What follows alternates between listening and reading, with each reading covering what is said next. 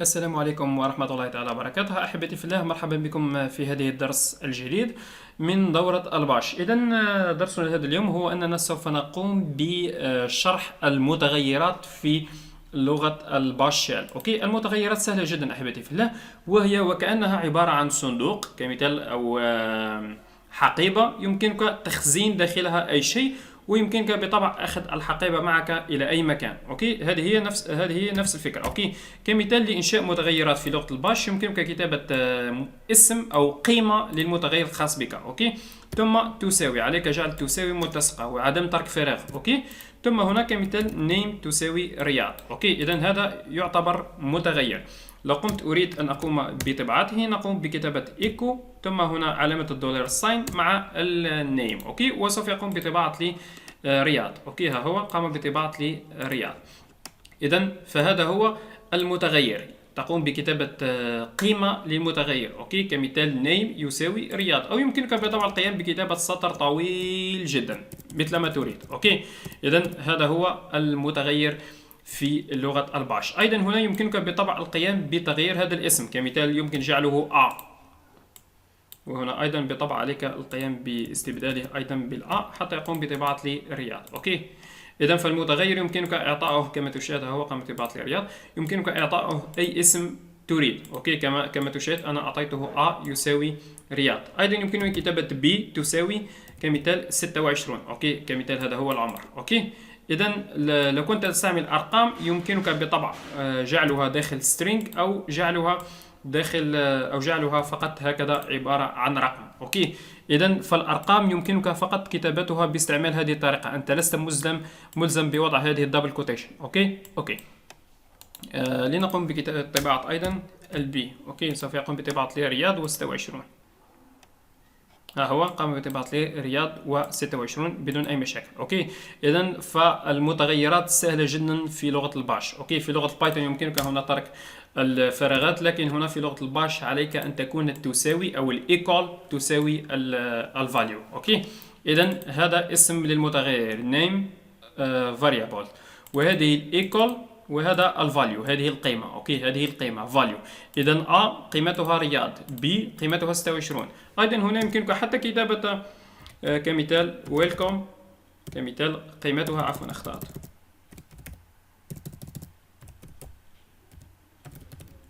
كمثال ويلكم، كمثال قيمتها ويلكم. اوكي، يمكنك بطبع كتابة اي شيء. اوكي، هنا نستدعي الويلكم، متغير ويلكم، وسوف يطبع لي رياض 26 ويلكم. لنقوم بتشغيل، ها هو قام بطباعة لي رياض 26 ويلكم. أيضا يمكنك هنا استبدال. أوكي، كمثال سوف أجعل الويلكم هي الأولى ويلكم، ثم الA التي هي رياض ويلكم رياض، ثم البي التي هي 26. أوكي، ويمكننا بطبع تشغيل السكريبت وسوف يطبع لي ويلكم رياض. أوكي، فالطريقة سهلة جدا من أجل كتابة المتغيرات في لغة البايثون. إن كنت تستعمل أرقام يمكنك عدم وضعها بين هذه السنجل كلوت أو دبل كوتيشن. أوكي، يمكنك هنا بطبع استعمال كما شاهدنا في الدروس السابقة سواء 2 أو 1. أوكي، أنت حر. كما تشاهد هو نقوم بالتشغيل، سوف يطبع لي أيضا بدون أي مشاكل ويلكم رياض 26. أوكي، إذا ماذا لو أردنا، سوف أمسح فقط هذه، ماذا لو أردنا طباعة هذه باستعمال البرنتف. أوكي، قمنا بشرح البرنتف، لماذا لا نقوم باستعمالها؟ أوكي، كمثال أيضا سوف نقوم باستعمالها مع نص my name is، اسمي هو. هنا سوف نقوم هنا في الخارج بكتابة علامة الدولار ساين مع الR. أوكي، لنقوم بالتشغيل ونشاهد ماذا سوف يحدث. my name is رياض. أوكي، اسمي هو رياض. إذا قمت بإغلاق هذا السترينج، حذاري الأخطاء، تقوم بإغلاق هذه الفواصل العلوية، السنجل كلوت أو دبل كوتيشن. أوكي، يمكن بطبع استبداله وجعله 2 هنا أو 2 هنا، أنت حر.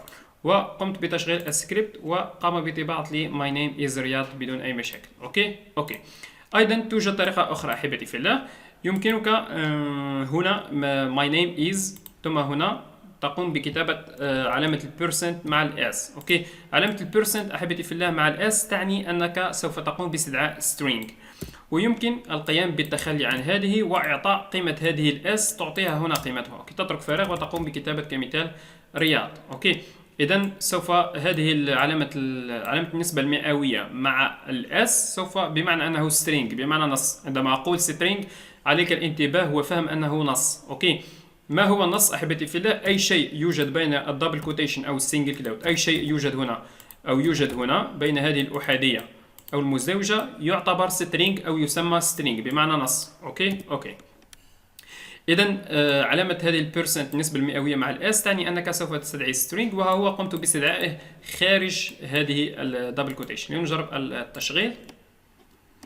ها هو my name is رياض، قام بطباعة لي my name is رياض بدون أي مشاكل. لكن ماذا أحبتي في الله لو أردت هنا قيام بكتابة رقم؟ أوكي، عندما أقول integer بمعنى أنه رقم صحيح. أوكي، رقم ليس بين string، هذا رقم وليس بسترينج.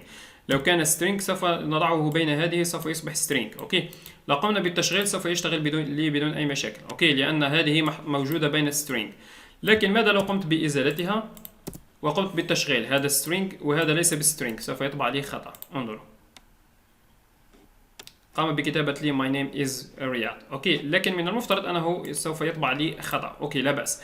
لكن أحبتي في الله يوجد طريقة أخرى يمكنك هنا كتابة الدي. هذا الدي يعني أنك سوف تقوم باستدعاء رقم. أوكي، ونقوم بتشغيلها وسوف تشتغل لنا بدون أي مشاكل. أيضا my name is 26، سوف أقوم بتغييرها my age is 26. أوكي، ما هي قامت بطباعة لي بدون أي مشاكل my name is 26. أوكي، إذن فقد قمنا بفهم كلتا الطريقتين. أوكي. أيضا بطبع أحبتي في الله يمكننا كمثال هنا كتابة كمثال age يساوي العمر يساوي 26. أقوم بإزالتها من هنا وأقوم هنا بوضع الدي، وهنا أستدعي الage. أوكي، المتغير الage، وأقوم بالتشغيل. سوف يشتغل معي بدون أي مشاكل my age is 26. أوكي. لكن ماذا هنا لو قمنا بكتابة الاس وقمنا بتشغيل هذا السكريبت؟ أيضا قام بطباعة لي my name is 26. لكن أحبتي في الله أريد التنويه على شيء. عليكم عند استعمال هنا الاس تستدعي هنا string، لكن عندما تستدعي هنا الدي هنا تقوم بكتابة البيرسنت مع الدي، هنا تستدعي رقم بدون string. أوكي، لأنه أظن أن هذا البرنامج لا يقوم بطباعة لنا الأخطاء، لكن من المفترض أنه يطبع لي خطأ عندما أقوم بكتابة هنا s وهنا هذا ليس بسترينج. عندما أقوم بتشغيل من المفترض أن يقوم بطباعة لي خطأ. أوكي، ليس ولا يقوم بطباعة لي الرقم بدون أي مشاكل. أوكي، لا بأس. أيضا فيما يخص بطبع نفس هذه الطباعة قمت بنسيان شيء مهم، وهو عليك دائما أحبتي في الله القيام بكتابة الباك سلاش أو الفولورد سلاش مع الآن، وهذا شيء مهم جدا جدا جدا جدا. عليكم عدم نسيانه أبدا، لأنني شرحته سابقا الآن قمت كما تشاهدون هنا في هذه الحلقة بنسيان الباك سلاش ان حتى يقوم بإعادة لعلامة الدولار ساين إلى سطر جديد. أوكي. أيضا يمكنني بالطبع القيام بطباعة printf، يمكنني بالطبع القيام بطباعة الفورورد سلاش. سوف أقوم فقط بإغلاق البرنامج. يمكنني أيضا أحب الله بطباعة هذا الage عن طريق هذا الأمر echo، هكذا echo. أوكي، لنقوم بتشغيل هذا السكريبت حتى نرى النتيجة ماذا سوف يطبع لنا. كما تشاهدون هو قام بطباعة لي 26 بدون أي مشاكل. أوكي، حتى لو كان هنا بين الدبل كوتيشن أو السنجل كلوت سوف يقوم بتشغيل السكريبت الخاص بنا ويقوم بطباعته بدون أي مشاكل. أوكي. إذا يوجد شيء آخر أحبتي في الله، كمثال هنا name يساوي اسم يساوي كمثال رياض اسمي. أوكي، هنا يوجد أمر جديد سوف نقوم بشرحه فيما يخص الفاريبل المتغيرات. يمكننا استعمال كمثال في السكريبت الخاص بنا. كمثال هنا يمكنني كتابة echo أريد كمثال طباعة النيم. أوكي، لو قمنا بالتشغيل سوف يقوم بطباعة لي رياض بدون أي مشاكل. أوكي، هذا الشيء لا جدال فيه. أوكي، لكن ماذا لو أردت كمثال هذا السكريبت الخاص بي؟ أريد أن أقوم هنا بتغيير قيمة النيم. أوكي، كمثال أريدها في الأول أن تطبع رياض ثم أقوم بتغيير قيمة النيم. أوكي، هنا أقوم بكتابة unset ثم هنا نقوم بكتابة name. أوكي، إذا سوف أقوم هذا النيم الذي قيمته الفاليو الخاص به رياض، سوف أقوم بهذا الأمر الذي هو انسيت، أقوم بإزالة قيمته. أوكي، ثم هنا نقوم بالضغط على انتر ونقوم بكتابة name. إذا هنا أحبتي في الله قبل كتابة name، إذا عندما قمت بكتابة هنا انسيت name، هذا يعني أنني قمت بإزالة قيمة النيم، لم يصبح قيمته رياض. أين لم يصبح قيمته رياض؟ في السطر الرابع ابتداء من السطر 4. أوكي، بعد أسفل الانسات لم تصبح لديه أي قيمة، يصبح وكأنه نيم فارغ لا يوجد لديه أي قيمة. إذا هنا نيم يساوي رياض. أوكي، هذا لا جدال فيه. وهنا سوف يقوم بطباعة لي رياض. هذا يعني أنني قمت ب هذا لا يعني انسيت نيم كما أخبرتكم، هذا يعني أنني أزلت له قيمته. هذا لا يعني أنه لن يقوم بطباعة لي هذا، بل سوف يقوم بطباعة لي رياض، ثم هنا سوف يقوم بإزالة قيمتها. أوكي. إذا فالسكريبت كما نعلم جميعا يشتغل من السطر الأول ابتداء إلى الأسفل. أوكي، 1 2 3. أوكي. هنا يمكنني بطبع كتابة name كمثال يساوي، وهنا أعطيه قيمة جديدة كمثال أسميه باش. أوكي، هنا لو قمنا بكتابة echo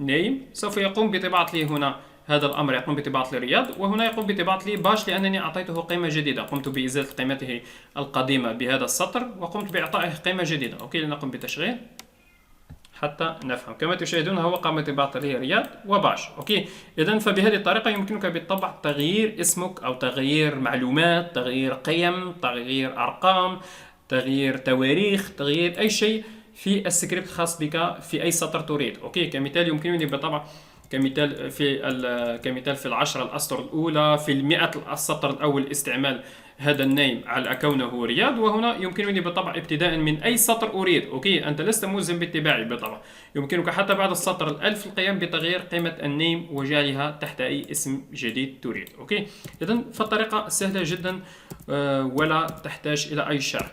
أيضا يوجد شيء آخر أحبتي في الله سوف أقوم بشرحه، وهو read only. أوكي، القراءة فقط، بمعنى القراءة فقط. هنا لو قمت باستدعاء النيم وقمت بكتابة هنا echo name. أوكي، إذا هنا لو قمت بكتابة echo name، انظروا عند تشغيل ماذا سوف يحدث، سوف يقوم بطباعة لي رياض بدون أي مشاكل. أوكي، إذا ما الفرق بين الريد only وبين المتغير وحده؟ أوكي، هنا في الريد اونلي لا يمكنني القيام بجعله انسيت. اوكي، لو قمت هنا بكتابة اردت ازالة قيمته، عفوا اخطأت.